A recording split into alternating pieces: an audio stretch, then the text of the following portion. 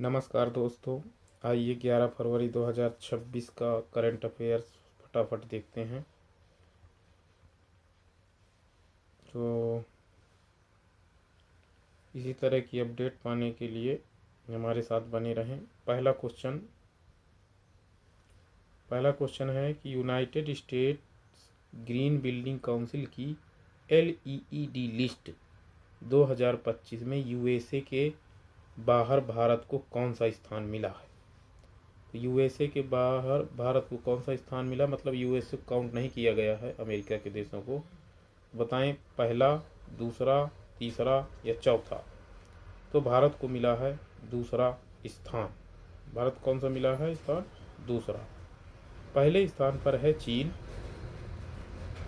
इस रिपोर्ट में, दूसरे स्थान पर है भारत। इसमें यूएसए के बाहर के देशों को सर्वेक्षण में शामिल किया गया। नेक्स्ट क्वेश्चन,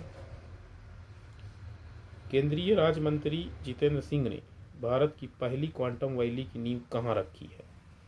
पटना में, अमरावती में, कानपुर में या जोधपुर में?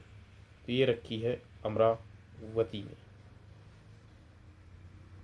डॉक्टर जितेंद्र जी ने भारत की पहली क्वांटम वैली की आधारशिला अमरावती में रखी है।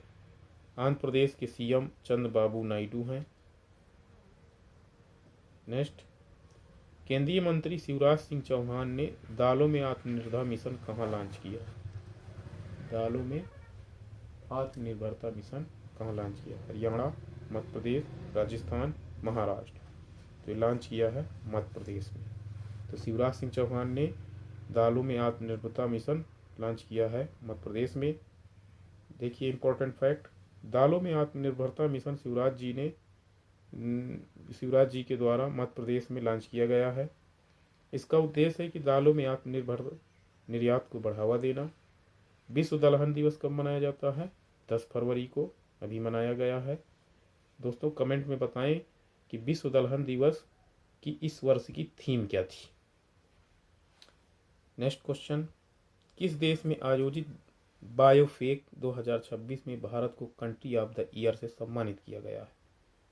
तो बताएं, किस देश में आयोजित बायोफेक 2026 में भारत की कंट्री ऑफ द ईयर सम्मानित किया गया है? जर्मनी, यूएई, जापान या इटली? तो ये जर्मनी में आयोजित किया गया है बायोफेक प्रदर्शनी, और इसमें भारत को कंट्री ऑफ द ऑनर का पुरस्कार दिया गया है। बायोफेक 2026 का आयोजन नूनबर्ग, जर्मनी में हुआ है। इसका उद्देश्य जैविक उत्पाद को बढ़ावा देना। विश्व का सबसे बड़ा व्यापार मेले का आयोजन है ये। नेक्स्ट, इसी में भारत को कंट्री ऑफ द ईयर घोषित किया गया है। इस मेले में मदर ऑफ ऑल डील किसे कहा गया है? भारत और यूरोपीय संघ के मध्य हुई डील को, फ्री ट्रेड एग्रीमेंट को। जर्मनी की राजधानी क्या है? बर्लिन। नेक्स्ट क्वेश्चन, भारत की अध्यक्षता में नई दिल्ली में पहली ब्रिक्स शेरपा मीटिंग हुई है। भारत के ब्रिक्स शेरपा कौन है? तो ये भारत के ब्रिक्स शेरपा दिवाकर जयंत, सुधाकर संघ दलेला, रविशंकर छवि, सत्यजीत सिंह कपूर। तो ये हैं आपके सुधाकर शंकर दलेला। तो ये हैं सुधाकर शंकर दलेला।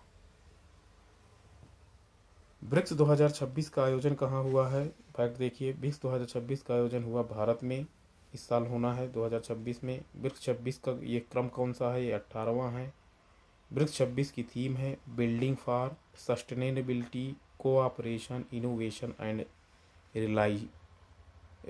रिसाइलेंस। ब्रिक्स 26 में भारत के शेरपा कौन है? सुधाकर दलेला।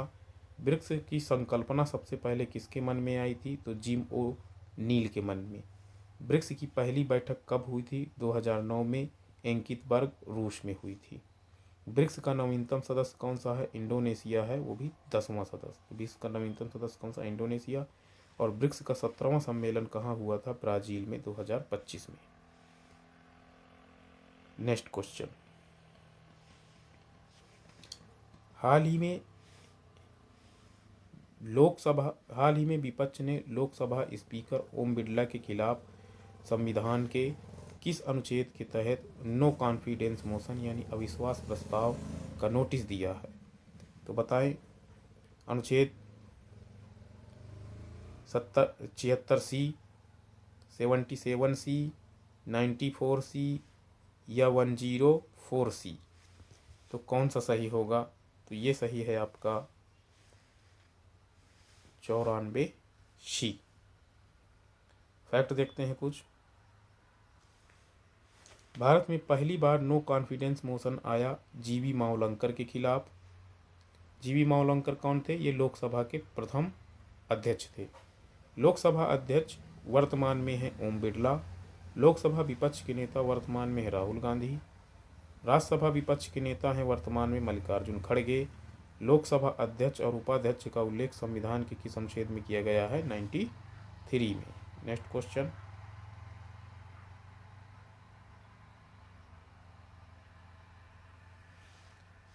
हाल ही में STQC लैब ऑटोमेशन पोर्टल सत्य का उद्घाटन किसने किया है?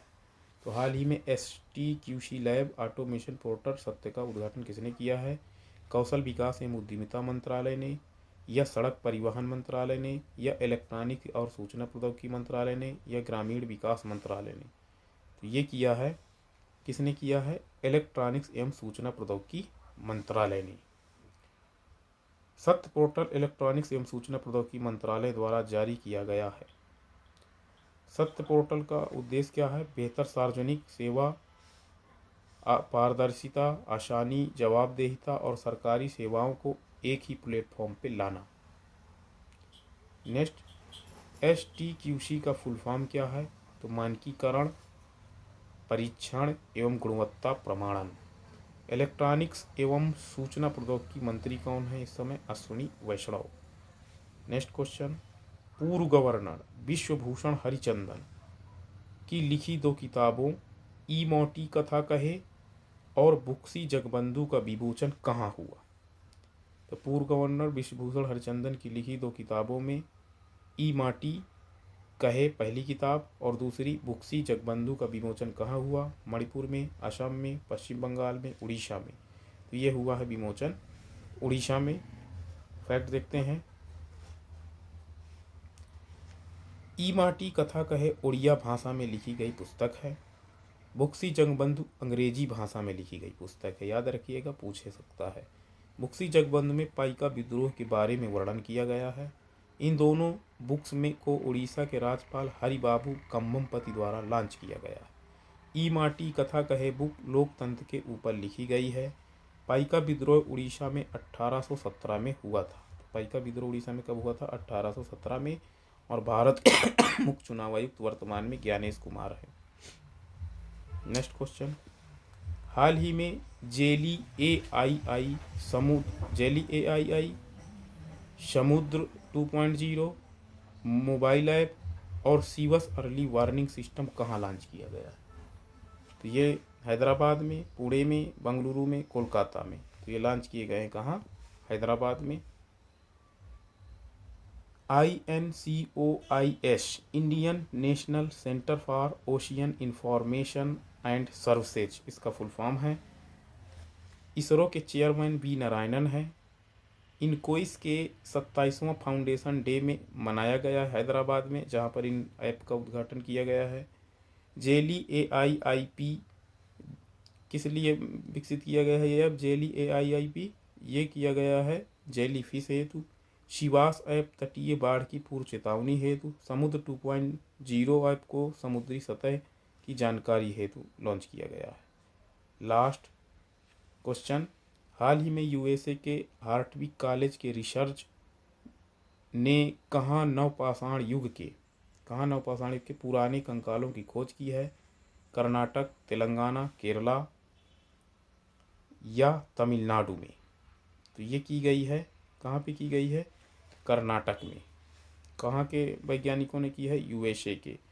तो कर्नाटक के बल्लारी जिले के टेकल मोटा स्थान से अवशेष ये प्राप्त हुए हैं कंकाल। इंसानी कंकाल में से एक लगभग 5.5 फीट का सही सलामत कंकाल प्राप्त हुआ, मतलब उसमें कुछ भी टूट फूट नहीं है। ये कंकाल नवपाषाण काल से संबंधित हैं। अगला नेक्स्ट नोट। CISF ने तटीय सुरक्षा जागरूकता को बढ़ावा देने के लिए देश भर में वंदे मातरम साइक्लोथॉन 2026 को दिखाई हरी झंडी।